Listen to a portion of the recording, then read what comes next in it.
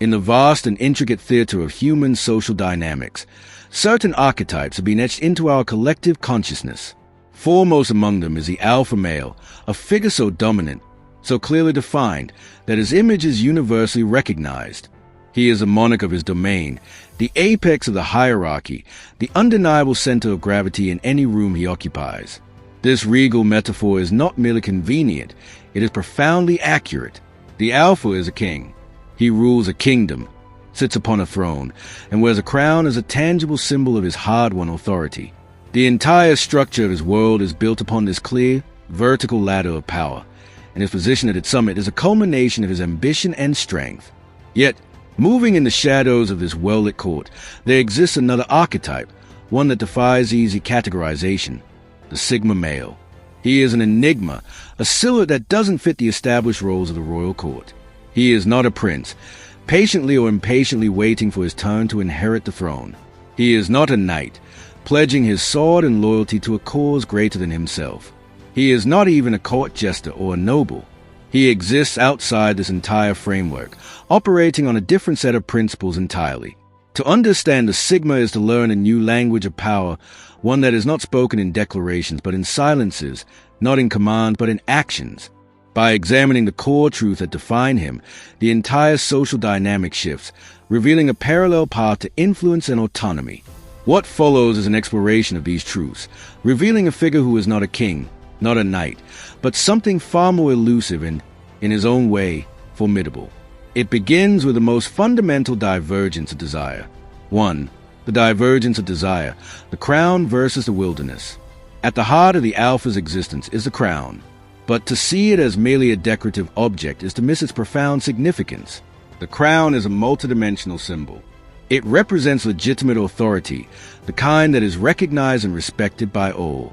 It is the ultimate form of social validation, a visible, gleaming testament that one is the paramount leader. It is a source of order, the focal point around which the entire kingdom orbits. When an alpha male enters a room, there is a psychological necessity for his status to be acknowledged. He requires the title, the corner office, the seat at the head of the table, the public deference. These are not mere accessories. They are the very components of his identity. Without the crown, he feels reduced, just another face in the crowd. The crown is what transmutes a man into a king. This desire is not superficial vanity. It is existential. The alpha's entire sense of self is intrinsically woven into his position within the hierarchy. He has, in most cases, spent a significant portion of his life climbing, navigating complex social landscapes, outperforming rivals, building alliances, and demonstrating unwavering competence and strength. The crown is the final, tangible payoff for this immense expenditure of energy. It is a proof that the struggle was worthwhile, that he is, in fact, who he has fought to be. To remove the throne is to unravel the man. The Sigma male observes the same crown from a distance, and his reaction is not one of aspiration, but of visceral aversion. He does not see freedom in its glittering facets. He sees a trap. To wear the crown is to accept a set of debilitating constraints. It means a life of relentless performance, maintaining a regal demeanor, attending endless ceremonial functions, delivering speeches that uphold morale, navigating the treacherous waters of court politics, and managing the crushing weight of everyone's expectations. The crown, for the Sigma, is not a key to power but the lock on a gilded prison.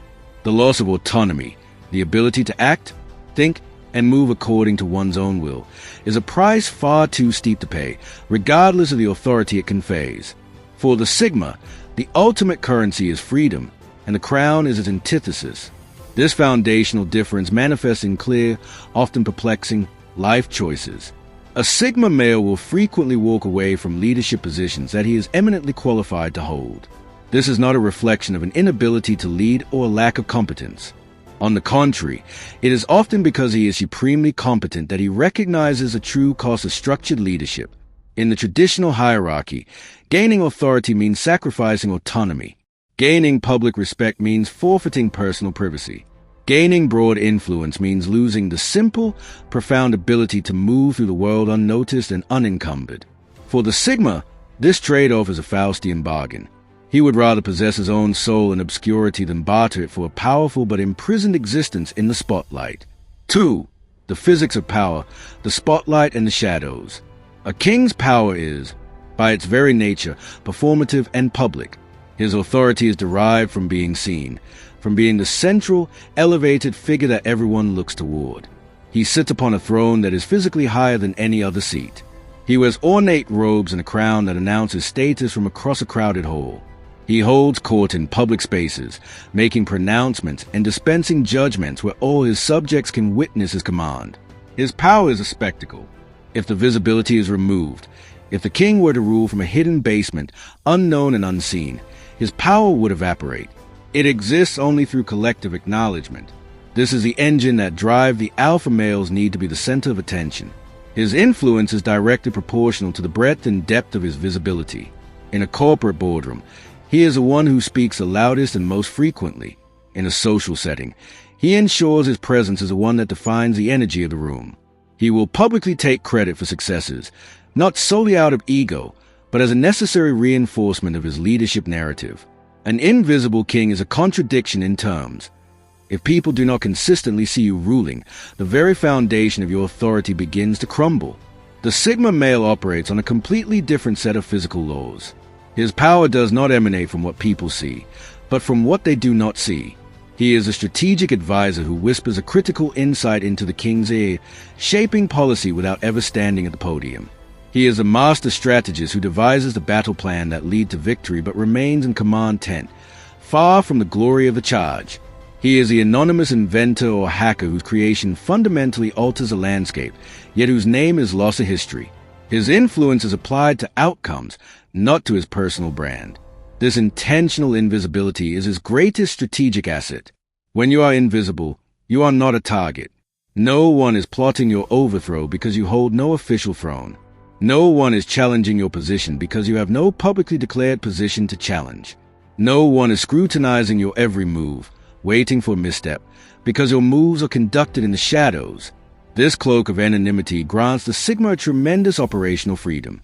He can experiment, make mistakes, and refine his ideas in private, without the paralyzing fear of public failure damaging a carefully constructed reputation.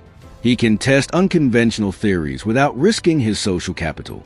He can move through different social and professional spheres with a fluidity that the recognizable public alpha could never achieve. 3. The architecture of victory, the army and the lone arrow. A kingdom, by its very definition, is a large and complex entity. It encompasses vast territories, diverse populations, and multiple points of vulnerability. A single individual, no matter how powerful, skilled, or intelligent, cannot physically defend every border, manage every dispute, and oversee every project. The scale is simply too great. Therefore, the king's primary instrument of power and defense is his army. He must recruit, train, equip, and organize a large force of individuals, establishing a clear chain of command to coordinate their actions. When a threat emerges, the king does not typically ride out to meet it in single combat. He mobilizes his army and directs a collective might against the adversary. This is not a sign of cowardice, but a pragmatic acknowledgement of scale. This is a domain where the alpha male excels. His strength lies in his ability to rally people around a common banner, to forge a unified group from disparate individuals, and to inspire them to commit to a mission larger than themselves. He is a master of morale and symbolism. He may stand at the front lines, not necessarily as the most proficient warrior, but as a living emblem of the cause, the figurehead whose visible courage and determination fuel the collective spirit of his followers. The army fights for him because they believe in what he represents. If you were to strip an alpha of his ability to command others, you would be disarming him, removing his most potent and scalable weapon. The Sigma male approaches conflict and problem-solving from a diametrically opposed angle. He does not build armies. This refusal is not born from an inability to lead or connect with people, but from a strategic assessment that armies are inherently slow, cumbersome, and politically complex. An army requires vast logistics, supply lines, communication networks, and coordinated movements. It cannot pivot quickly. It cannot operate in secrecy. It cannot navigate tight, complex spaces. An army wins through the application of overwhelming, blunt force. The Sigma, in contrast, seeks victory through surgical precision. He is the embodiment of the principle that the whole system can be disabled by targeting a single critical node. He is a sniper whose one perfectly placed shot eliminates the enemy commander, throwing the entire opposing force into disarray. He is a cyber warrior who, from a silent room, launches a code that cripples a nation's financial or energy infrastructure, winning a war without a single physical casualty. He is a negotiator who, through subtle psychological insight and leverage, turns an enemy's strongest ally against them, dissolving the threat before hostilities even begin. He does not seek to overpower the opposition through brute strength. He seeks to outthink them, to find the linchpin that, when pulled, causes the entire structure to collapse under its own weight. 4. The currency of influence, networks, and toolkits. Within the kingdom, the primary measure of a king's power is the number of his subjects. How many people bow when he passes? How many soldiers swear him fealty? How many citizens live within his borders and pay him taxes? The scope of his influence is a direct function of the number of people under his command. This translates directly into the modern alpha's focus on network building. People are the currency of hierarchical power. An alpha at a networking event or social gathering is not merely socializing. He is engaged in a form of strategic acquisition. Every handshake, every exchange business card, every new contact is a potential asset, a source of future leverage, access, or expanded influence. He is building a human empire, one relationship at a time. This network is his capital. The Sigma male deals in a different economy altogether. His calculus is not based on how many people he can mobilize, but on how much he can accomplish without needing to mobilize anyone. He is driven by a principle of radical self-sufficiency. Instead of cultivating a network of people who owe him favors, he dedicates himself to building an internal toolkit of skills and capabilities. He learns to write code, to analyze complex data sets, to build physical objects, to repair machinery, to negotiate contracts, to understand markets. Each new skill he masters is another thread in the rope of his independence. It reduces his dependence on external specialists and the unpredictable nature of human allegiances. This focus on skills over followers offers a profound strategic advantage, agility, and low overhead. A network of people requires constant maintenance. Relationships must be nurtured, conflicts mediated, and expectations managed. You cannot easily change direction or disappear when hundreds of people are connected to you, relying on you, or expecting your leadership. Skills, however, are inert and loyal. They do not have egos, they do not get offended, and they do not betray you.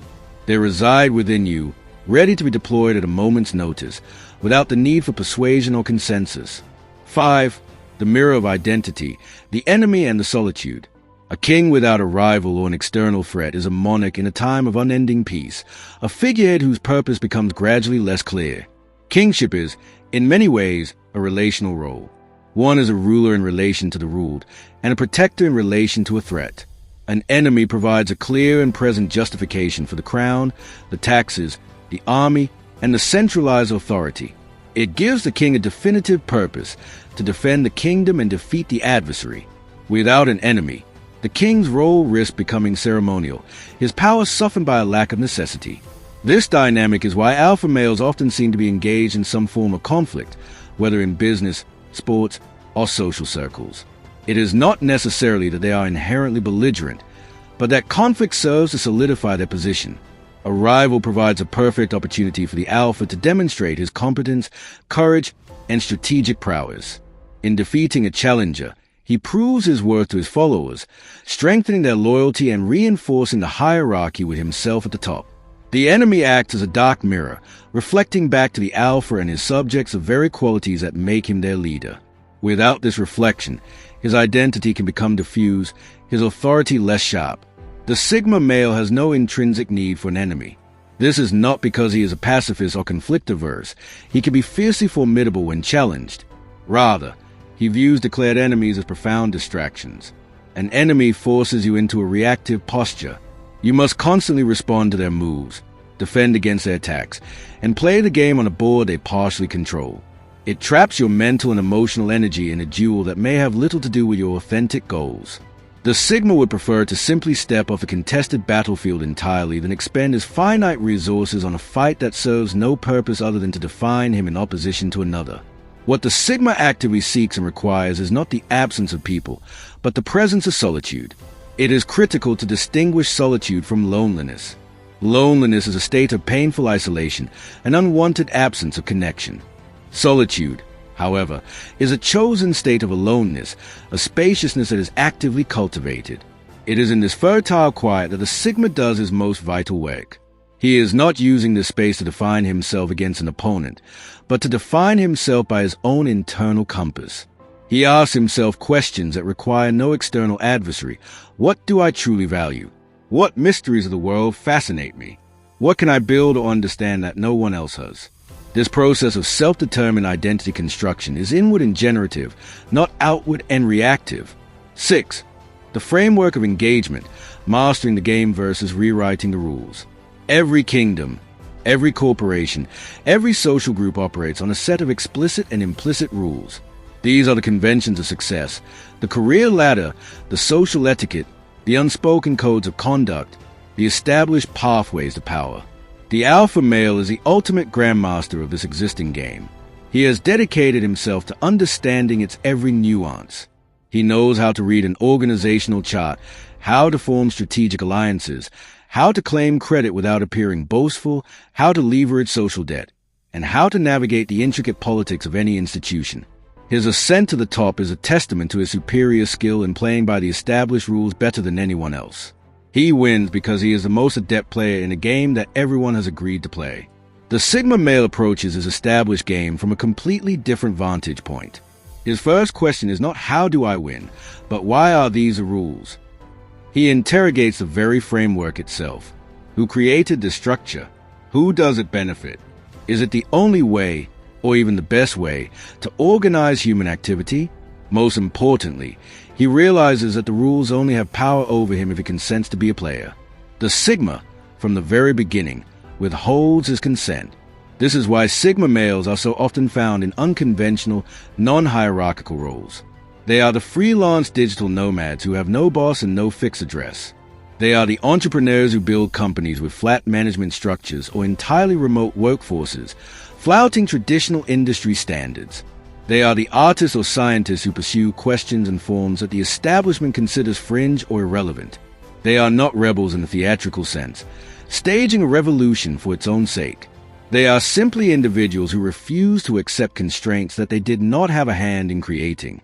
This refusal to play the predefined game is what grants them the creative freedom to discover new possibilities that are invisible to those too busy competing on the old board. 7. The fuel of action, the applause of the crowd versus the verdict of reality. A king's authority is a social construct.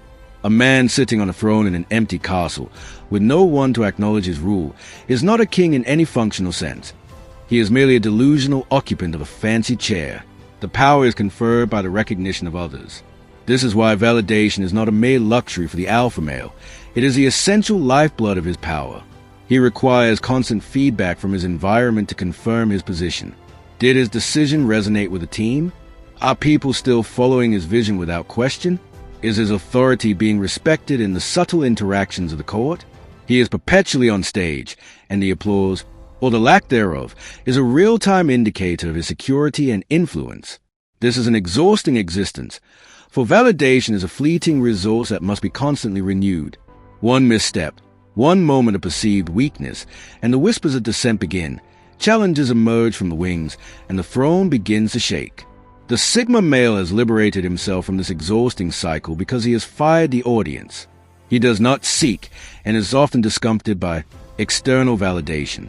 He recognizes that the opinions of others are fickle, subjective, and often shaped by factors entirely beyond his control, their personal biases, political agendas, and fleeting moods. Basing one's sense of worth and success on such an unstable foundation is, to the Sigma, a form of madness.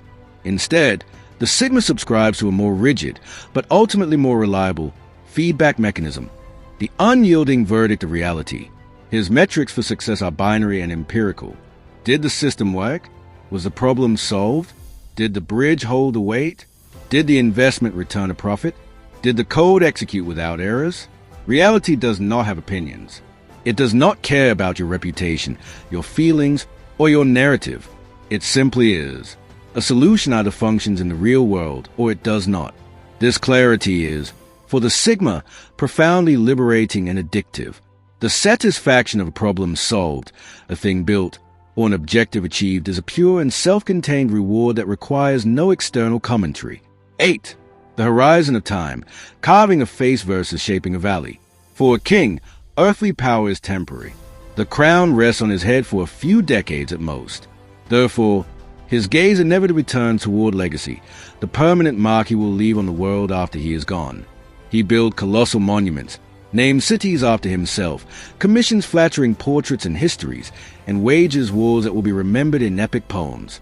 Legacy is a king's answer to mortality. It is his attempt to achieve a form of immortality through memory.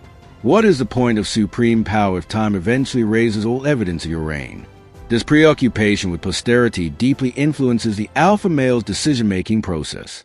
He is not just living his life, he is curating his historical narrative. Every action is taken with at least one eye on how it will appear in retrospect. Will this decision make me look strong? Will this project be my masterpiece? Will people tell stories about this moment for generations? The alpha is perpetually performing for an audience that exists in the future, shaping his present actions to control the story that will be told about his past. The Sigma male is utterly indifferent to legacy. This is not due to a nihilistic belief that nothing matters, but from a profound focus on the present moment and the intrinsic value of the work itself. He is not building for people who have not yet been born. He is solving problems that exist right now. He understands that when he is dead, he will be dead. The stories people tell about him will be of no concern because he will not be there to hear them. Therefore, he refuses to spend a single drop of his living energy on managing a posthumous reputation.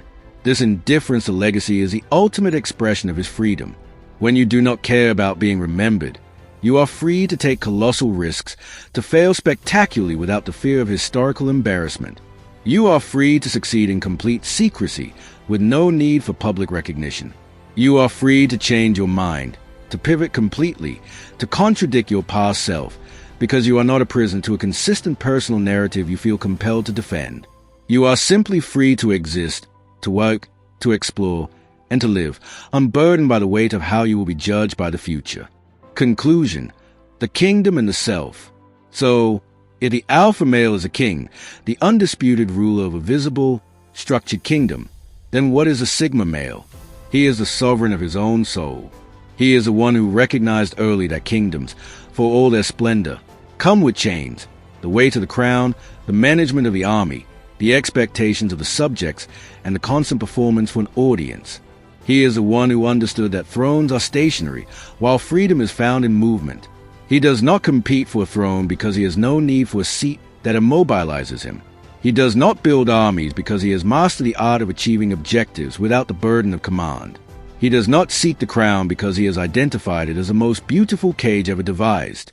The distinction between Alpha and Sigma is not a value judgment of better or worse, stronger or weaker. It is a recognition of two fundamentally different operating systems, optimized for different environments and different end goals. The Alpha's power is external, social, and structural. It is the power of the institution, the group, the collective. It is magnificent and necessary for building civilizations. The Sigma's power is internal, individual, and portable. It is the power of the independent agent, the solo operator, the free radical. It is subtle and necessary for innovation and maintaining a space outside the system. Both forms of power are real. Both are effective, but only one requires a kingdom to exist, and the other has found that the only kingdom worth ruling is a boundless, untamed wilderness of the self. Do these ideas resonate with you? If you found yourself nodding along or reflecting deeply on the traits and experiences we explored in this video, I'd love to hear your thoughts. The Sigma male mindset isn't often talked about openly. In your perspective, whether you identify with it personally or have encountered it in others, adds valuable depth to the conversation. Drop a comment below and let me know. Which part hit home the most for you? Have you seen these traits in yourself or someone you know? Your insights help build a community where authenticity and growth are prioritized over popularity and performance. If you're drawn to this kind of introspective, no-nonsense content around Sigma males, psychological strength, emotional intelligence, and high-value living, there's more waiting for you. Explore the other videos on this channel for deeper dives, actionable insights, and raw truths that cut through the noise. Thanks for watching, and as always, stay sharp, stay grounded, and stay unapologetically real. Until next time.